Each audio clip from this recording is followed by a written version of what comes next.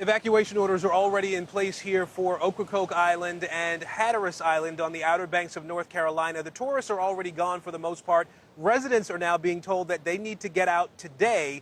The big concern here from officials in these two counties where these islands are is that there's going to be such an inundation of water from Hurricane Erin, water that's pushed on shore, potentially flooding out roads. And I say roads plural, but really there's just one main road that runs along the islands here, Highway 12.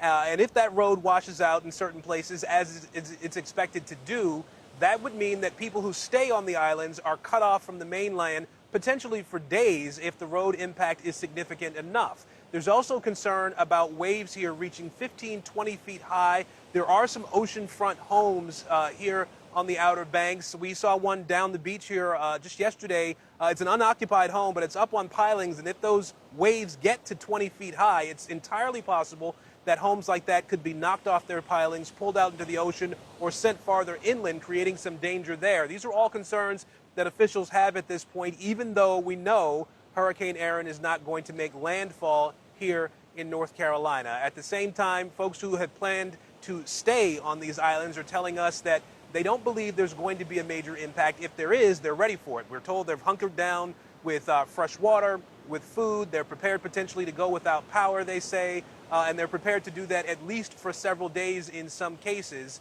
And so now the area is really in a wait-and-see posture, really, because we know the tropical storm watch is in effect. We know there's a storm surge watch in effect as well, and coastal flooding is a big expectation, not just here in North Carolina, but really up and down the eastern seaboard from Massachusetts all the way to Florida. And so all these people are going to be watching to see exactly what Hurricane Erin brings to the east coast of the U.S.